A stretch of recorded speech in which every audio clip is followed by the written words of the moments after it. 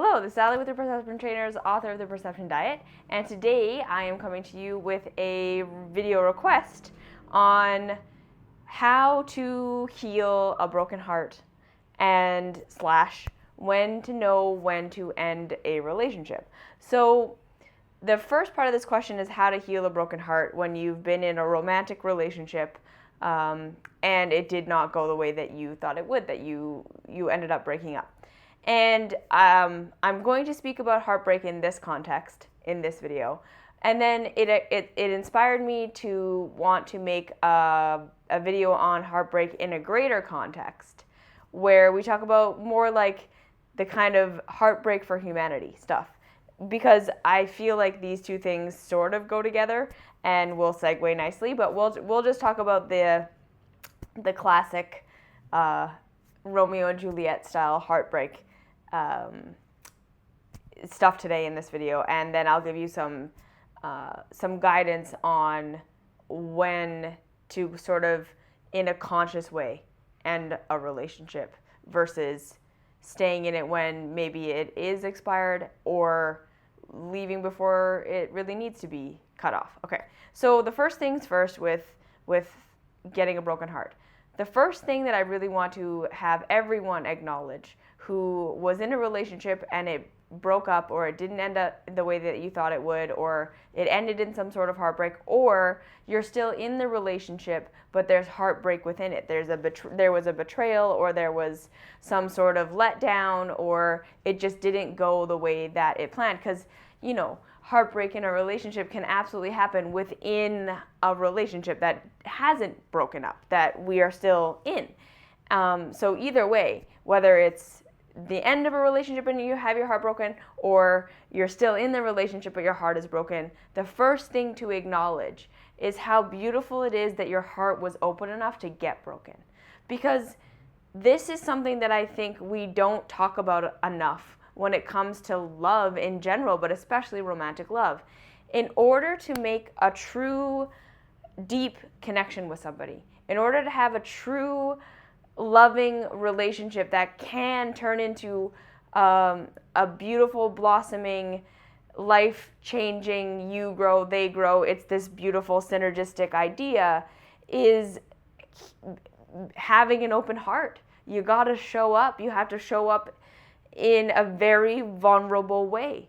Really, we have to show up saying, you absolutely could end up rejecting me. You absolutely could end up breaking my heart, and I'm gonna open to you anyways. I'm gonna show you who I am anyways. I'm gonna learn to forgive you and give you a chance when things go wrong anyways. I'm not gonna close down my hope and my watering this love that we have between us with my hope and with my energy and with my authenticity and with my vulnerability. And that is such a special thing.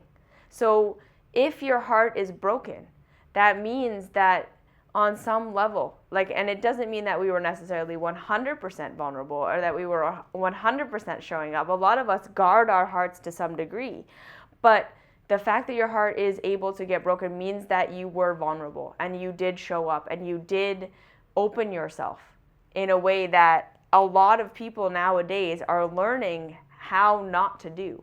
So that is a commendable thing. In order for love to have a chance, we have to be vulnerable. We have to show up. And so this is why I say, this very neatly dovetails into the message that I talk about in all of my other videos, that self-love is the key, right? That true self-love is that kind of love that says, I'm gonna open myself up, knowing this person could absolutely reject me, could absolutely break my heart.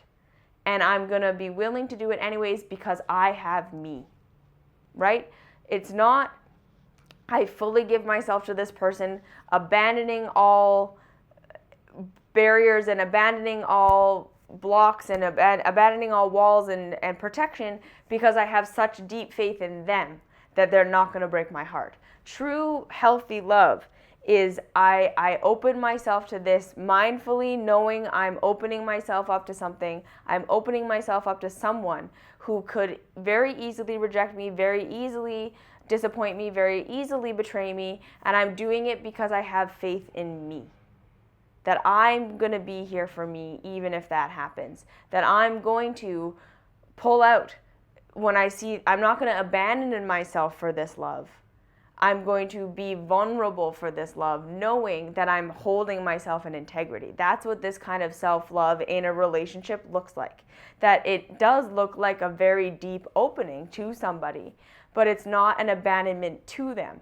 It's a faith in yourself that you'll see the signs, and if that something is going off and you'll pull back, or if you don't see the signs, that you will be able to nurse yourself back to health.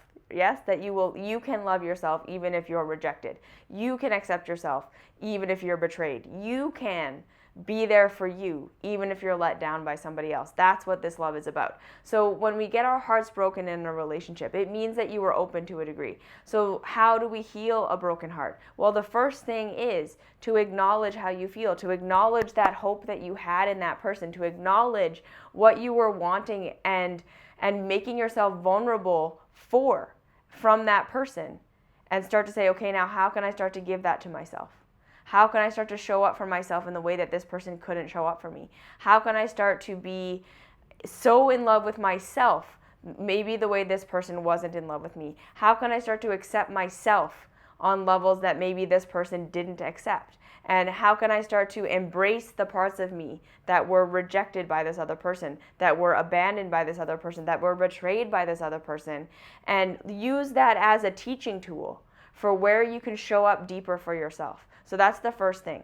The second thing is to allow yourself to go through the emotional process of being someone who had their heart broken, meaning you're going to get really sad, you're going to get angry, you're going to get resentful, you're going to get spiteful, you're going to get in misery, you're going to get into denial, you're going to start to blame yourself, you're going to go through all of these things.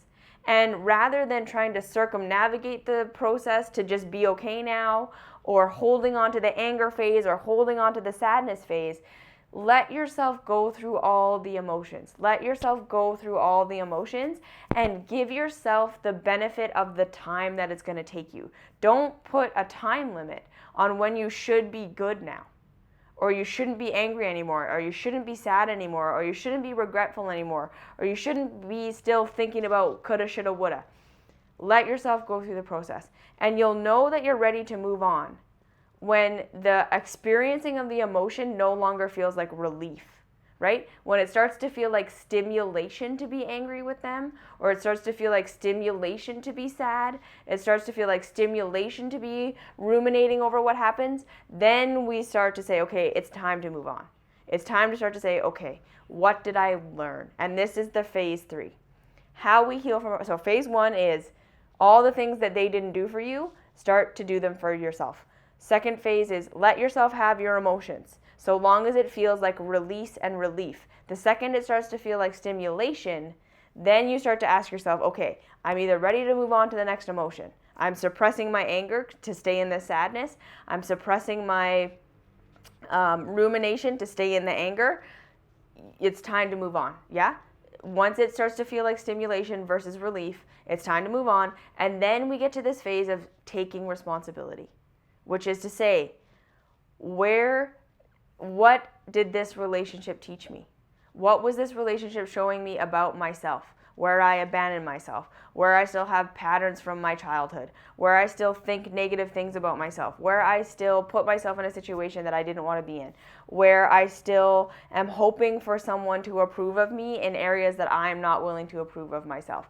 What did I take from this relationship? Because part of the reason that we get stuck in the heartbreak of it is that we're now starting to feel like because it didn't last, because we didn't have it forever, because it didn't go the way we thought it should, there's regret, like we did something wrong. And that's what gets us stuck. So if you can start to move into what did I learn? What did I gain? What were all the positive experiences? And I can still appreciate the good times we had and the things that I learned and the things that we processed through and the fights that we had and all of that. What can I glean from it? What did I gain? What am I going to be different in my next relationship with what I learned in this one?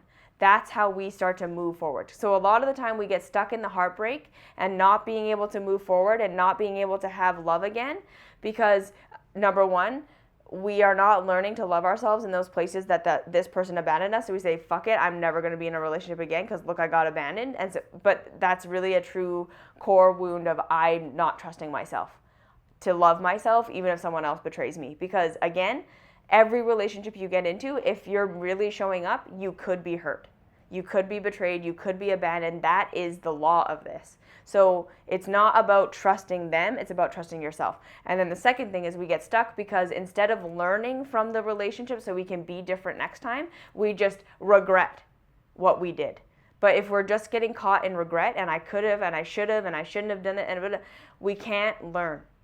So we have to say it was okay how it went, even though it was painful and hard and I made mistakes. It's okay because that's how we learn. If you make yourself wrong for what you did in the relationship, if you make yourself regret it, you don't learn, because then learning and being different would be admitting fault.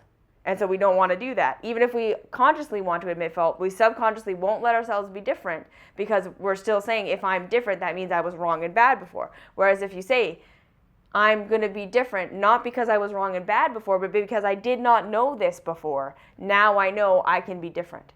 Okay? So if you're feeling stuck in the heartbreak, it's because you're not letting yourself learn from it in a way that's not self-flagellating. Okay? So I forgive myself for what I didn't know so that I can learn from it and be different without that meaning I'm admitting fault. Now, how do we know when to end a relationship? So this is like a really important thing that we need to talk about. So obviously, first and foremost, if there is abuse on any level that has been talked about, that has been verbalized on some level, that you have said, look, this is abuse, you're abusing me, and the other person is unwilling to admit that there's abuse, is unwilling to change, so they grovel, they say, I'm sorry, I promise I'll never do it again, and then they do it again, and they are not willing to face why they're doing it, what's going on inside of them, that they are becoming abusive, and it's a pattern of abuse that the other person is not taking responsibility for, I would say leave it. Okay, because it's not your job to martyr yourself for somebody to get it. And if they're showing you over and over again they have no interest in getting it, leave. And that's something we have to take responsibility for. We cannot martyr ourselves or devalue ourselves enough that we stay in an abusive relationship because we see that they're really a good person and they're just hurting, and we see that they just need another chance and it's because they were abandoned and all this stuff. Yeah, that's true, but they are an adult now. You're not their parent. It's not your job to reparent them. And this is an unhealthy dynamic that we're in. A lot of people who are empathic and can see that you're only hurting me because you're hurting. Yes, that's true. However, it is not your job to be the punching bag for this person. And in fact, so long as you're staying thinking you're helping them by not abandoning them in their bad behavior, you're actually enabling them to never change. You're not helping yourself and you're not helping them. You're not making them uncomfortable because you're saying you don't have to look at this. I'm going to keep forgiving you. I'm going to keep staying. I'm going to keep putting up with the abuse so that you don't have to feel bad about it. That they need to feel bad about it. They need to lose you. This is what we need to understand. So to stay in an abusive relationship because you see that it's just because they're hurting, that's not what we do. They are an adult who needs to deal with their own pain. And they can do that within the relationship by changing and dealing with their pain, not just shitting it all over you when they feel sad or they feel attacked or they feel like their trauma is coming up and they just project their parents or whatever it was onto you. That's not okay. Okay? We need to be brave enough to say we don't martyr ourselves. We're not helping anybody by staying in an abusive relationship, so we leave that. Okay? The second thing, we need to leave a relationship when it has become clear through everyone's actions that the person you have grown into. So we got to understand, like when we first get into a relationship, it's usually because we're on the same level. We're on the same page. We're kind of living the same life. We're similar consciousness level, similar lifestyle. This is how we find each other. However, we are all going to be learning, growing, and changing as we go along. So a lot of the time, especially if we get into a relationship when we're young, we don't really know who we are. We don't really know what our values are. We don't really know what we want, and we're still finding that out. So we experiment with each other. We play house with each other. We try different things on, and we think, do I want to be like this? Do I want to be like this? Da-da-da.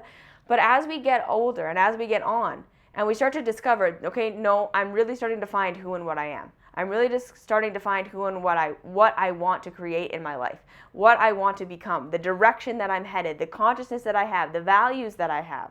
These things start to become apparent. Now, if you start to notice that you and your partner clearly have very different values, clearly have very different paths that you're heading down, that's a good time again to end it. Have that conversation where you're honest with each other. This is where I want to go. This is who I am, and that's going to be a scary conversation. So this is like another big thing, is to truly admit who you are and what you want and where you're headed, especially when you're in a relationship where it's looking like the other person isn't growing in that same direction with you. We will shut ourselves down to keep the love. But we have to understand that then we're abandoning ourselves, and all that's going to lead to is you resenting this other person. You're not going to be okay with the compromise. None of us are. So, and this is not to say we don't make compromises for each other. Of course, there's going to be compromises in the relationship, but overarching values, overarching where I want to go with my life, overarching what I've discovered about who I am and where I want to go, and that's different from how it was when we got together, that stuff, that's a deal breaker. So we got to be honest about who we are and what we want.